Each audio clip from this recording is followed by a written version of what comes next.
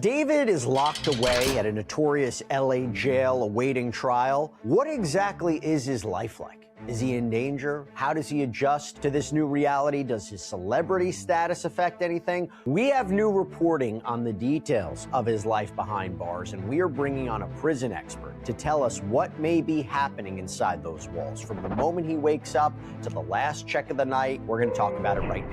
21 years old, awaiting trial on charges that include first-degree murder, continuous sexual abuse of a minor, and unlawful mutilation of human remains, all connected to the death of 14-year-old Celeste Rivas Hernandez.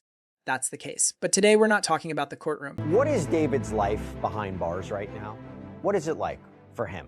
Well, we got some details that I want to talk about. That's what I want to examine for the 21-year-old as he awaits a potential trial on charges of first-degree murder, continuous sexual abuse of a minor, and unlawful mutilation of human remains, all in connection with the alleged killing and dismemberment of 14-year-old Celeste Rivas Hernandez. Oh, and by We're the way, talking about what happens after the courtroom in the hours nobody films, the cell, the schedule, the silence. A judge has already ruled there's enough evidence for this case to proceed to trial, with arraignment expected later this month. Since his arrest in April, David has been held at the Twin Towers Correctional Facility in Los Angeles, a place the LA Sheriff's Office itself describes as the world's largest jail and the nation's largest mental health facility. with the singer's arraignment scheduled for later this month, as a judge just held that there is enough evidence for him to go to trial, he is being held at the Twin Towers Correctional Facility out in Los Angeles. He's been there since his arrest in April. The LA Sheriff's Office calls this facility, quote, the world's largest jail, as well as the nation's largest mental health facility. The facility is located at 450 Botchet Street in Los Angeles, California, and is operated by the Los Angeles County Sheriff's Department. Now, friend of the show. Over 1 million square feet of concrete, corridors, and cells at 450 Botchet Street, run by the LA County Sheriff's Department, this facility has a history worth knowing. Earlier this year, Sheriff Robert Luna asked the National Institute of Corrections to conduct a full review of LA's jail system, a request that came after 10 inmates died in custody in under 3 months. Months before that, California's Attorney General sued the Sheriff's Department over what he called unsafe and unconstitutional jail conditions. This is about human dignity, he said. These conditions aren't new. That's the backdrop David is being held against. Not a modern facility with the benefit of the doubt, but one already under federal and state scrutiny. Tell you something about this facility. So, according to the LA Times earlier this year, Los Angeles County Sheriff Robert Luna requested that the National Institute of Corrections, this federal department, conduct a full review of Los Angeles jails, because apparently this came after 10 inmates died in custody in less than 3 months. Back in September of last year, California Attorney General Rob Bonta apparently sued the Sheriff's Department, alleging unsafe and unconstitutional conditions at county jails. At the time, Bonta said, let me be clear, this is about human dignity. These conditions aren't new. So with that in mind, we have learned some reported details about David's life. So what is his bars. day actually like? To understand that, we spoke with a retired senior warden from the Federal Bureau of Prisons, someone who has run facilities like this from the inside. He explained that Twin Towers was built in the mid-1990s after the Northridge earthquake damaged the county's prior jail facility. Well, I can tell you that it was built sometime in the mid-90s after the earthquake, the major earthquake they had in the LA area in Northridge back in 94.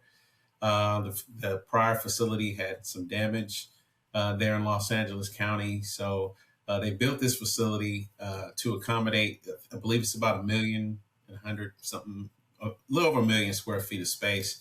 And it's designed for, better accommodations for mental health care, and also to house individuals who are going to be in what we would call special housing. I know some would say solitary confinement, but to accommodate individuals who will probably be single celled for quite a bit of time while they're going through their pretrial cases in that process. How bad are the conditions? It was designed in part to handle mental health cases and what's often called special housing, single cell confinement, sometimes referred to as solitary, for detainees who, for one reason or another, can't safely be placed in the general population. Again, from my understanding, as compared to the traditional LA County jail, it's supposed to be a lot better. Although they may have staffing difficulties like other facilities, but from my understanding, they have better food accommodations for those individuals housed there. And I can tell you throughout the years, individuals that are celebrities or high profile cases, they normally send those folks over to the Twin Towers versus having them at the traditional LA County Jail. Can you talk about that for a second? Generally speaking, and also there. That includes high-profile detainees. Celebrities and well-known defendants are routinely funneled toward Twin Towers rather than the traditional LA County Jail, not because the system wants to shield them, but because their notoriety makes them targets. For a celebrity, for a high-profile individual, how is their experience different from someone else? Are they treated differently? Is there a target on their back? Is there more security measures put in place for them? How does it work? Well, it's not necessarily that just because they're a celebrity, they want to keep them away. But typically their initial experience is just like any other. They'll be arrested wherever they are. And depending on how that arrest goes in terms of if they go quietly or without incident, they'll be taken there. They'll be booked. They'll be photographed, fingerprinted. Obviously, they'll go through a total body visual search. And then they'll be placed in, especially if they're a celebrity or someone that may be suicidal or something like that, they're going to place them in, special housing, so to speak. Now, in terms of why they would house him initially in, segregation or special housing instead of putting him in a general population unit initially, and that is because of the celebrity. You don't want a person that necessarily have a target on their back once they get there, because people may try to harm them or extort them initially. Or it could be if they're suicidal, if there's some sort of The initial suicidal intake process is the same for everyone arrest, booking, fingerprinting, a full search, but for someone whose face is recognizable or whose case has drawn public attention, the next step is often the same: isolation. Not as a punishment, but as a precaution. A well-known face on a crowded unit is a person other inmates may try to extort, harm, or exploit. And if there's any indication of suicidal risk, that's another reason to keep someone separated and closely watched. The nature of the charges matters here too. Our expert was direct about this: allegations involving harm to a child carry their own danger inside a jail's social order, regardless of who the accused is. Facilities like the one he used to run in Brooklyn kept people facing those kinds of allegations in dedicated units, sometimes alongside former law enforcement or public officials who also carry outsized risk on a general population floor. It's not a judgment of guilt. Of his housing in a minute. And to be clear, he is innocent unless proven guilty. He hasn't been convicted of anything. So as he's fighting these allegations and denying these allegations, the inmates won't care. The allegations are the allegations. Before we even get into something else about this, it's a recognition that inside those walls, allegations alone are often enough to make someone a target. What about somebody who's accused of sexually abusing and murdering a child? Are they treated differently by the inmates? Yes. And I can tell you with my experience at MDC Brooklyn, we had over 2 million square feet there. So we were actually able to house people who were charged or had allegations of sexual abuse, child abuse, that kind of thing. We would put them in a particular unit with them only. And sometimes would house ex-cops or, public officials who also may have targets on their back. We would put them in that particular housing unit. So yes, you would, especially someone who was high profile, the nature of the particular crime that we're talking about here, having some 14-year-old young lady brutally murdered at the hands of, a singer or someone who is a public figure. Obviously, one, he would have a target on his back for the sex crime itself. And then, being a sex offender, a murdering of a young lady, and then being a celebrity, you automatically would want to put him in there. At least initially, you would want to house him by himself in segregation. And there's a flip side worth mentioning, something we saw play out publicly in the Sean Combs case. Fame doesn't only put a target on someone's back. About this, I am wondering, is it the opposite effect too? And I was kind of seeing this in the Diddy case, where people could be enamored by a celebrity inside and may want to protect them, befriend them, have an allegiance to them, be loyal to them. You tell me how that works.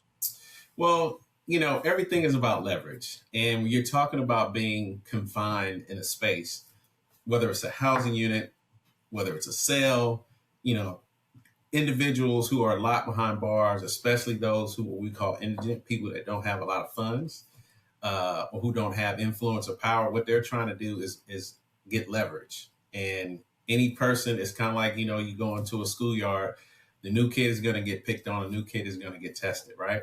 So in a sense of someone the person we're talking about, he's new, he walk on that unit.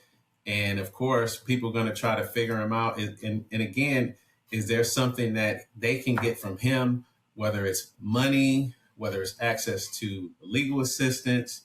Because again, a lot of inmates, when they come into prison, a lot of them don't have anything. So they have to use, either physical force, mental force, or whatever leverage they have, whether in gangs or anything like that, to try to level themselves up. Because once you owe someone a favor, and if I owe X person over here, and then you got this new guy coming in, if I can befriend them, if I can connect with them, and now I can pay back my favor to this other person that I owe, so that we can kind of control what's going on in the environment. So that's how typically that happens. So sometimes it does the opposite. Our expert described it as a matter of leverage. Inmates without money or influence are often looking for something to trade. Protection, access, information, and a well-known new arrival can become someone others try to align themselves with, not against. Whether that plays out one way or the other often comes down to the individual unit, the culture within it, and who holds influence there. According to reporting from People magazine, David has reportedly been housed in Tower 1, Section 142, a single cell separated from the general population under 24-hour monitoring. When he does leave that cell, it's reportedly under direct supervision, typically a sheriff's sergeant with a body-worn camera. So I want to go into a little bit about what his life seems to be like. People magazine reported on some of these apparent details of David's life, like how he's in a single jail cell, which you mentioned, constantly monitored, that this is reportedly a place where a source told people the inmates, and you mentioned this too, housed there have mental health needs, that they're kept apart from other inmates. You look at his schedule, so that he's apparently, according to this reporting, housed in Tower 1, Section 142. Again, these single cells separated from others, 24-hour monitoring. He can leave his cell for limited periods of movement, but he has to be monitored, usually by a sheriff's sergeant with a body-worn camera. What does that actually look like day to day? Our expert walked through a typical routine. On court days, wake up can come as early as 4 or 5 in the morning, followed by a cold breakfast and transport to the courthouse. On non-court days, the day still starts with breakfast, and showers happen roughly every 3 days under close supervision, what corrections staff sometimes call a 3-man hold, involving multiple staff members each time a high-profile detainee moves anywhere in the facility, whether that's to the phone to recreation or to a legal visit. Recreation is typically available 5 days a week. Outside of that, the vast majority of the day is spent in the cell itself. Those staff conduct welfare checks roughly every 15 to 30 minutes, and medical staff, mental health clinicians, and case managers cycle through regularly. What is that life like? What is that experience like? Like, what does his day-to-day look like? Well, I mean, when he's not going to court, or let's just say if he's going for a hearing, they'll wake him up about 4 or 5 a.m., get him a cold, continental type breakfast, get him taken down to the booking area to where they're going to transport him over to the courthouse. He'll spend the day there and then he'll come back. But if he's there on the housing unit, they'll wake him up for breakfast. And then if he doesn't have a shower in his cell, every 3 days, they will escort him out for a shower. And again, what we would call that 3-man hold in the federal system. So you'd have 2 staff members there and a supervisor. In this case, would be a sergeant. We would have a lieutenant, and then we would escort this high-profile person out, whether it's high-profile based on their celebrity, their crime, or if they're may cause physical harm to the staff. And then we would, anytime that person moved, whether it's to talk on the phone, whether it's to go to recreation, whether it's go to court, or whether it was to come out to talk to law enforcement or talk to his attorney or what visitation, they're going to move with someone. And typically you'll get recreation five days out of the week. He'll get the shower out, 3 days outside of the cell. And depending on, and then the commissary and all that kind of stuff, if he has money on his books, they would bring that to him. But he would spend the vast majority of his time in that single cell, but staff will be, other than them escorting him every 15 to 30 minutes, you're going to have staff making rounds to do a welfare check. You're going to have health services staff coming to see him. You're going to have mental health clinicians. They're going to be coming by to see him on a day-to-day basis. His counselors, case managers, other officials. So he'll be seen and he'll talk to staff most of the time, but most of his time will actually be spent behind that. Inside the cell itself, allowances are limited by design. Commissary items, legal materials, a soft, non-weaponizable pen for writing, any necessary medical equipment, and basic bedding. Cells are periodically searched to make sure nothing has been fashioned into a weapon. Cell. And what does he do in the cell? What can he do in the cell? Well, he can have his toiletries. He can have limited, I'm assuming he's probably given a limited amount of commissary. He'll have access to some of his legal materials. He can have writing utensils, pens, pads, and that thing. But it'll be a pen that, one of these rubber type pens. It won't be anything that he can turn into what we call a shank to harm someone or harm himself. And any medical equipment that he may need, his medications, if he's on any medications, if he has sleep apnea, he'd have that machine in there in the cell, 1 or 2 blankets, a sheet, a pillow, very limited amount of property that he would have in there. And then staff should be shaking down or doing cell searches when they move him out to court or to recreation to make sure that he's not, creating any shanks or what we call homemade knives or anything like that to try to harm himself or someone else. As for meals, reportedly 3 a day. Breakfast around 6 a.m., lunch between 10:30 and 11, dinner around 5 p.m. Mornings tend to be cold food, cereal, fruit, something baked. Lunch is often cold cuts or an alternative depending on dietary restrictions. Dinner is usually the one hot meal of the day, the kind of rotating menu our experts said you'd recognize from a school cafeteria: chicken, fish, pasta, pizza. Not restaurant quality, but monitored for basic nutritional standards and typically tested by staff before being served. Let's talk about the food. So reportedly, according to people, he eats 3 meals a day. That law enforcement sources say that breakfast is served around 6 a.m., lunch between 10:30 and 11 a.m., dinner at around 5 p.m. It feels like the day is centered around the meals. Like it seems to be those would be the big events that you look out for and you wait for. And what is the food actually like, generally speaking? I don't know if you know what the menu is. Like people reported that the Twin Towers facility might have a better menu, but I don't know. I mean, what is he typically looking like he's eating? Probably in the mornings and the lunchtime, it'll probably be more cold foods. Like, for breakfast, it'll be like cereal, milk, maybe some fruit or some sort of breakfast cake or some sort of pastry. And then lunchtime, again, probably some cold cuts. Now, I don't know what type of diet he's on. Some people, inmates come in with religious diets or they don't want to eat flesh or that kind of thing. So let's say if he doesn't eat flesh, they'll probably give him a peanut butter sandwich or some crackers or something like that, or a sandwich if he does eat flesh. And then your dinner meal is probably going to be your one warm meal for the day. And I can tell you, most jails and have standards through the American Corrections Association. So they'll typically have, like a hamburger day, chicken day, fish, spaghetti, school pizza, like I was served, in public schools in California, so there's little pizzas that they would give out. So it would be something sort of that nature, and it will be balanced to make sure that, he's getting a healthy diet. Of course, based on the amount of people they're serving there, obviously the taste and the quality is probably not going to be as good as you would get at home or maybe in a high-end restaurant like he may be used to. But it will be edible enough because the staff there, at least some of the administrative staff there, should be testing and tasting those meals each and every day to make sure if they could eat it, then it could be served to the population.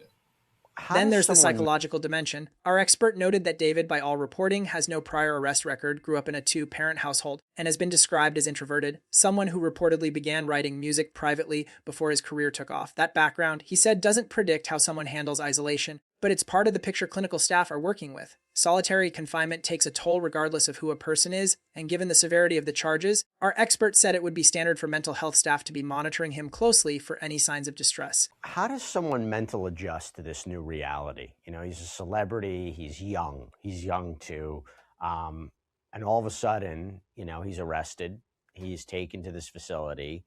Everything that he's known has changed, his whole lifestyle changed, he's in a different environment. Typically speaking, how do people mentally, physically adjust to this new reality and environment? Well, and again, it depends on the circumstances of the individual, just understanding who he is. I mean, from all reports, he's never been arrested before. He come from a 2-parent home. He grew up singing in church, and then he became, creative in his music. But in terms of being locked up in solitary confinement or special housing immediately, I'm sure, and I know the case, there were allegations well before they were arresting him. So he probably had a little bit of time to think about, okay, what is this going to be like, if I am arrested for these allegations.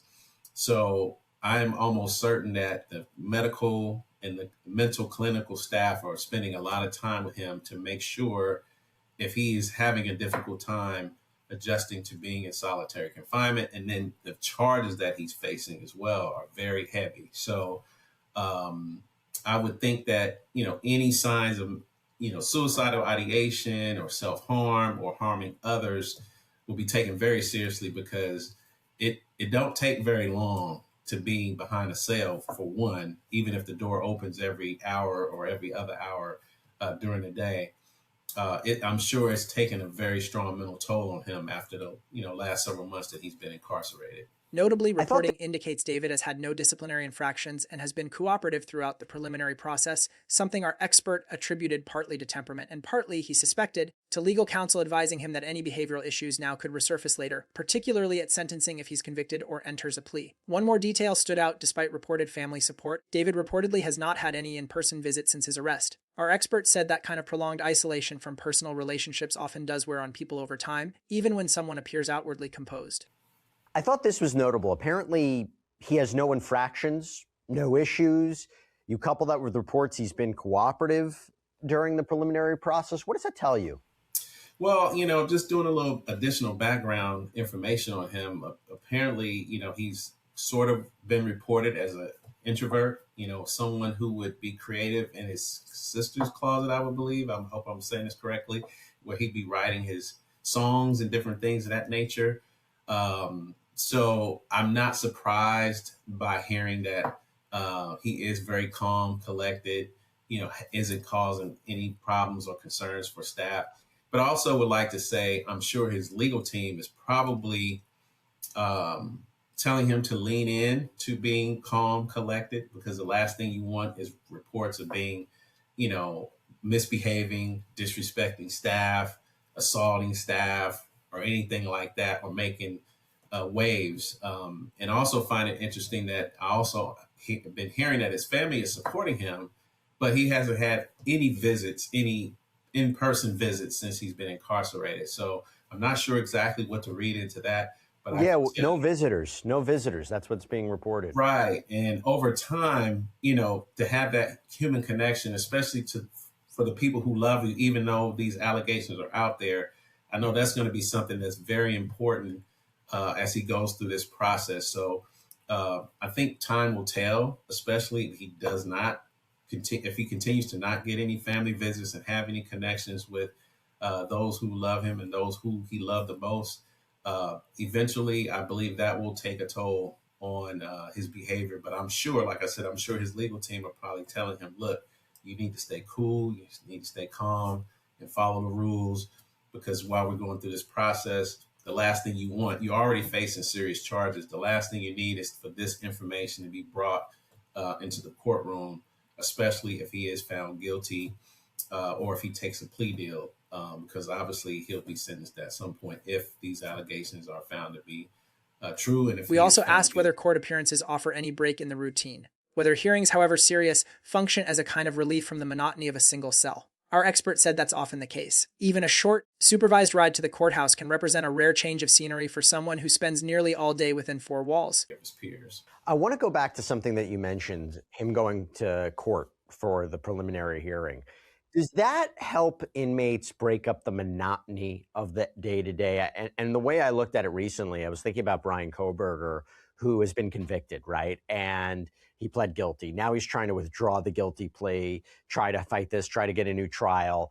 In a way, it's like, what does he have to lose? Does that give him something to do? Does going back and forth to court, appearing in that courtroom, hearing the testimony, seeing people, does that just break up the monotony for them? Do they enjoy it? Is it exciting for them? I think it does it definitely breaks the monotony, especially, and I'm not sure how far the Twin Towers is from the courthouse. So again, being able to get outside of the jail, even though you're in a secure van or a secure vehicle, over to the courthouse, even in that, 10, 15, 30-minute car ride, and I'm sure they're in some LA traffic out there, probably, and then he's probably, and I'm not sure if he's engaging with staff and conversations and things of that nature. And then also it would depend on the situation at the courthouse. So let's just say, he's sitting in a tank with 10 other people, which I doubt, because if they're keeping him separated at the jail, I'm sure he's in a single cell at the courthouse. So I would believe just being able to get out, because I can tell you, it's been my experience for inmates who would get a chance to go to the hospital if they had any issues, medical concerns. They would love to spend a night in the hospital for a few days, just to be able to see people from outside the facility, even though they're handcuffed to the bed, so to speak.